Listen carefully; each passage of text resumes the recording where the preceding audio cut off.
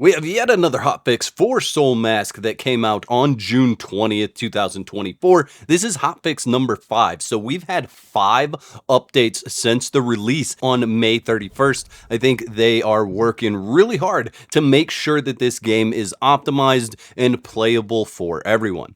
Let's jump into the map optimizations. They optimize the level structure of random maze ruins. I think this is a good thing. I don't know how many of you have run through the procedurally generated dungeons. There's 3 of them, small, medium, and large, and they can be pretty difficult to navigate. So optimizing those, I think, is a good thing. Optimize the triggering of the one-way door in dungeons to prevent players from getting stuck in the door. So that's another fix for those procedurally generated dungeons. Optimize the dungeon's teleportations and its random range to prevent some anomalies. They've added new respawn points in the advanced area that can be used upon exploration. So once you find these respawn points, you are able to respawn at those locations instead of having to go all the way back to your base or choosing a tribesman or even placing your own campfire.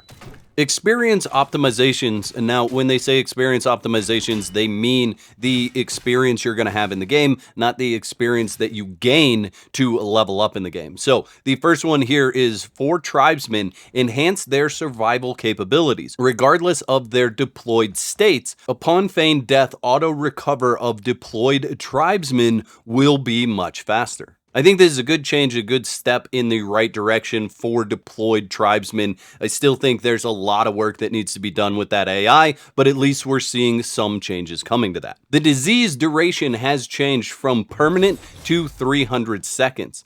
VFX displays when catching a disease and antidote intros are added to the disease buff description. I know there's a lot of people that have caught the disease on accident or even been brought the disease in PvP and haven't known how to deal with it. I think this is a really good change because disease could be devastating to your entire tribe. You could hand that off to your tribe and have them all get wiped out if you didn't have the healing Tinsane. They've optimized the bear's combat skills and AI. Hopefully that means that the bear is going to show you a little bit better when it's going to attack and how you can then roll out of the way or get out of the way of that damage. The bears can be rather difficult to fight because they just don't have that windup that you can see and react to that damage that's incoming. While playing the cutscene for the death of the central core, that's going to be the final boss in the game, players obtain a damage immunity effect. So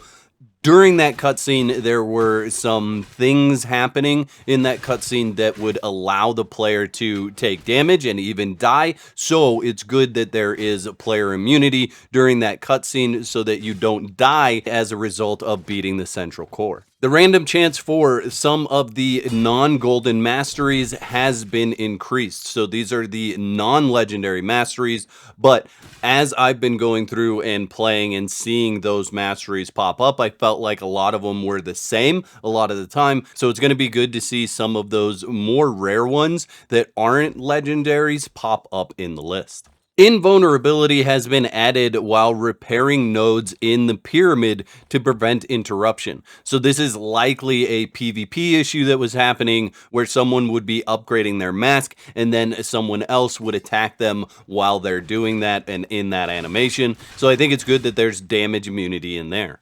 Attack speed is now displayed in the stats interface. Optimize Bow's Mastery shooting technique. The target is easier to hit when locked on. Optimize the VFX for the damage reflection of the talent affix Fight Back. I know a lot of you are really going to like this change. I personally do. The granary and the breeding farm are now unlockable at level 10. This is a big progression change because the granary and the breeding farm allow you to create automation for your crops and for gathering meat from your animal pens. I think this next line is supposed to read damage detriment by sticky explosive can to different constructions becomes smoother. But I'm not entirely sure what that word is supposed to be, as derailment isn't an actual word. The steel battering ram and steel cannonball deal more damage to Blackstone construction. Corrected action and sound effects of drinking from a water bottle. Added a description for repair times and loss ratio of max durability to gear tips. If you didn't know, you do lose durability when you repair your tools, your weapons, and your armor. They have unlocked the PvP cross-server ability. Now, this test is only going to be on servers in Group 1, on Asian servers, North American servers, and European servers. So if you're playing in Group 1 in any of those regions, you should be able to try out the cross-server portal that are at the top of all of the boss pyramids that are on the map, and you can interact with that to go to a new server. Let's dive into bug fixes, and boy do we have a lot of them. The first one here is fix the special effect remnant issue of the common mammoth skills. Fix the display errors of quality level and other info under details in the hunting gallery. Fix the issue where the Tempest Griffin's wind projectile wouldn't disappear after being unleashed. Fix the issue of invisible friend units that couldn't be seen when rendering quality under game settings, when graphics is set to low or ultra low. Fix the issue where the display of the mysterious stone table wasn't refreshed after switching masks with the mask hidden. Fix the mask decor display issue on tribesmen after remodeling. Fix the display anomaly of upper limit for tribes on the eye interface after the adjustment of recruitable tribesman coefficient. Fix the issue of occasional anomaly skin color after the hairstyle was changed. Fix the issue where when the bow was drawn, some feather accessories and mimicry models would block the view. Fix the issue where the character could stand on anti-climb thorns. Fix the piranha's growth speed issue. Fix the teleportation drift issue of animals after being carried through a portal. Fix the issue where the NPC's action of using bandages still went on after being interrupted. Fix the issue where the talent affix multiple shooting could only take effect in solo mode. Optimize the clipping issue of Vajra Ape's animation and its attack sound effect. Fix the model inconsistency of throwable weapons when gripped and not gripped.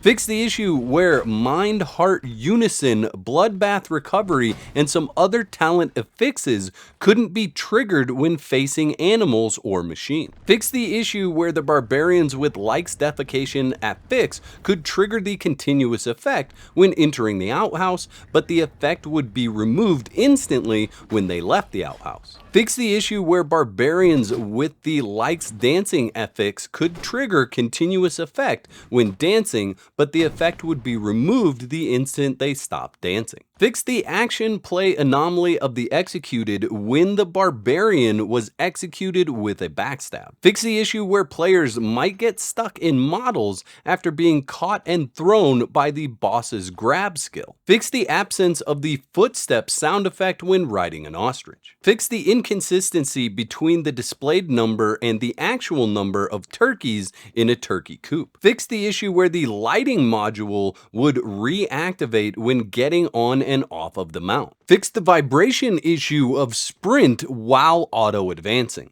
Fix the issue where the player gets stuck in the air with the leap/skill. Fix the issue where after the tribesmen on patrol were deployed, the patrol mode was on. Fix the occasional display error of buff times. Fix the occasional issue where the skill gets stuck or the first dry shoot would be released when using the bow's mastery running fire.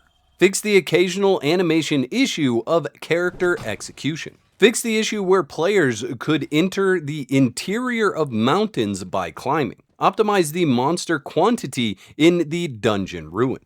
On top of the patch notes, there's a couple other things that you should know about that is going on with the Soulmask community right now. They are holding an event for Scenic Snapshots, and you can enter to win a Steam gift card as well as the blue tattoo in-game by sharing screenshots on X and posting the Discord link and tagging Soulmask on there. They are looking for scenic screenshots to be shared on X with the Discord post link. On top of that, they have received multiple complaints about people building under mesh bases, and they have stated that they will be removing illegal structures on Thursday, June 20th at midnight Eastern Standard Time. So they've allowed those people to get their structures out of the undermesh area, and if you don't, they're simply going to wipe it out. I think this is really important for Soulmask, and they should continue to just do this as those structures come up.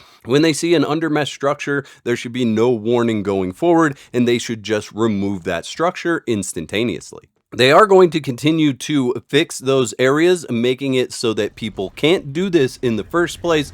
But until that time comes, expect that if you build under mesh, your stuff will get wiped out by the dev team. I'm still pretty impressed by the speed and the quality of these fixes as they come out. Like I said, this is the 5th hotfix in just over 20 days since the game came to early access. So I've got a lot of hope in the future of Soulmask as it progresses through its early access. I'd like to thank all my YouTube members for your continued support. Y'all are absolute legends. Don't be out of whack. There's another video on the screen right now that you can watch to support more of my content.